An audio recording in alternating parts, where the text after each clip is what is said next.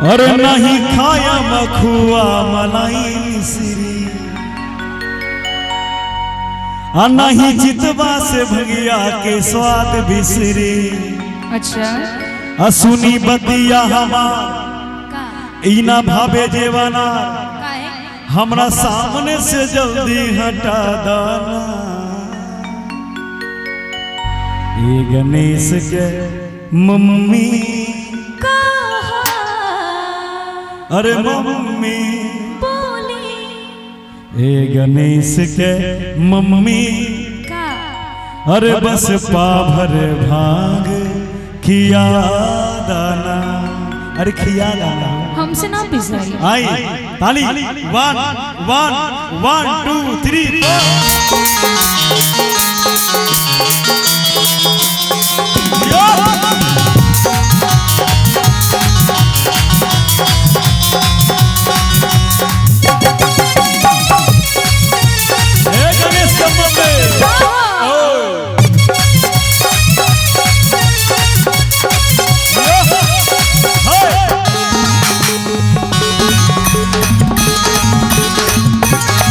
नहीं खाए खोआ में बा नहीं मिसरी मलाई, काहे काहे नहीं खाए खोआ में बा नहीं मिसरी मलाई, नहीं खाए खोआ में बा नहीं मिसरी मलाई। पहले भागी हाथ पीस के लिया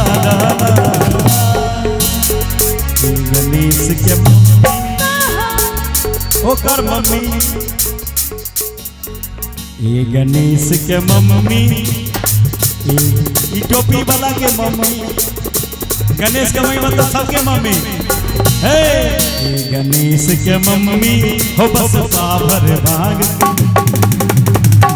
गणेश के मम्मी हो बस पाभर भाग किया हो नहीं खाए खुआ में बनाई मिसरी मलाई, नहीं खाए खुआ में बनाई मिसरी मलाई, नहीं खाए खुआ में बनाई मिसरी मलाई। पहले भागी हाथ पीस के लिया ये गणेश के मम्मी, छोड़ा के मम्मी। बोले बाबा भोलेनाथ की।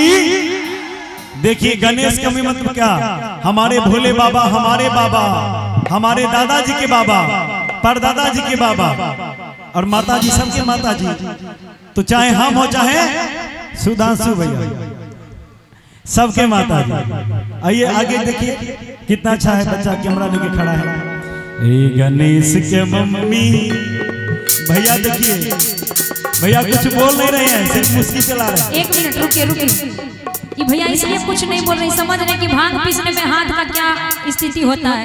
ये बेचारा दे रहे कि कम से कम मिक्सी मशीन आ जाए तो बेचारे को भांग पीसने में आसानी होगा का भैया, इसलिए भैया दे रहे हैं। ए गणेश के मम्मी,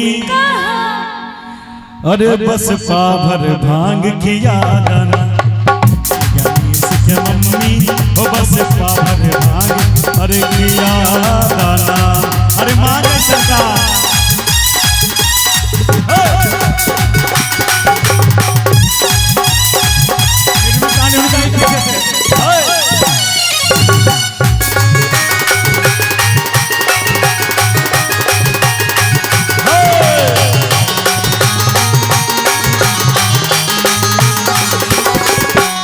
हो नहीं खाया मखुआ मलाई मिश्री, हो नहीं जितवा से भंगिया के स्वाद बिसरी। नहीं खाया मखुआ मलाई मिश्री, नहीं जितवा से भंगिया के स्वाद बिसरी। सुना दिया बिना भावे हमरा सामने से जल्दी हटा गणेश के मम्मी, गणेश के मम्मी बस पाभर भांग दिया, गणेश के मम्मी हो बस पाभर भांग अरे दिया दाना, अरे मांगे सरकार।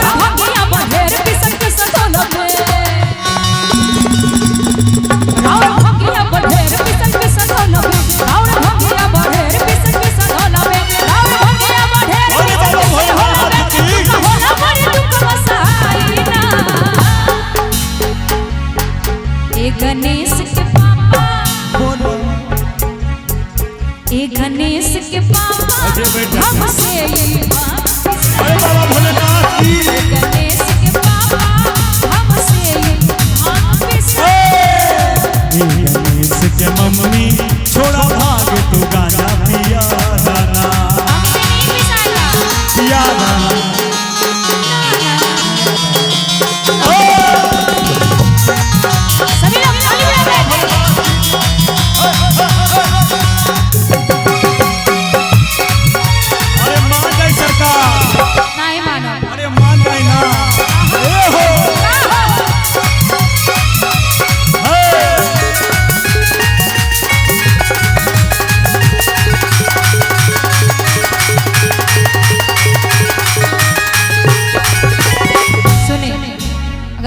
चाहता नहीं कि हम रउआ के भांग पीस के पियाई, हमके भांग पीसे वाला मशीन खरीद दी, तबे भांग हम पीस के पियाई, ना तो ना पियाई।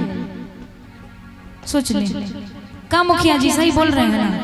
अरे देवघर के मिलावा नहीं, हम पहले दरोगा जी कहेंगे बात ही बदल देते हैं, रिपोर्ट लिखवा देते हैं। नहीं पहले मिक्सी ला के दीजिए, उसके बाद दरोगा जी को बोलने देंगे। दरोगा जाके रिपोर्ट लिखवा देते हैं, इसके बाद लिखवा दीजिएगा पहले कि चाहे राजी होई चाहे होई नाराज, चाहे राजी होई चाहे होई नाराज, भंगा पीस न सुनर रउआ लाला जाने बड़ी आंख लाल बड़ी जाने बड़ी आंख लाल बड़ी हमरा पखया भांग छोड़ी न समय नसाईना।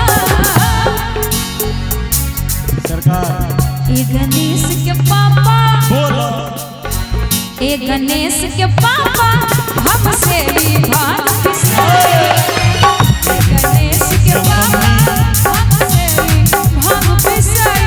अरे मांगे सरकार, नहीं मानो।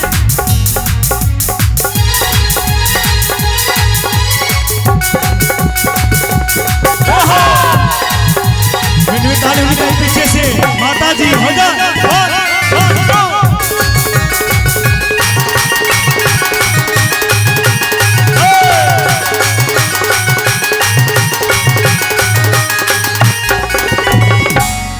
अच्छा भंगिया ना देबू त गांजा माला, काम मेहनत के काम भाई जल्दी कर। अच्छा भंगिया ना देबू त गांजा माला, काम मेहनत के काम भाई जल्दी कर। हो जो जहाँ बचिलम लेके आप हमारी लम, बस 4 चिलम भर के थमा दाना, थमा दाना, थमा दाना। ना हो गणेश के मम्मी, ये छौड़ा के मम्मी, ये गणेश के मम्मी 10 पावर भांग पिया, ये गणेश के मम्मी 10 पावर भांग पिया दाना।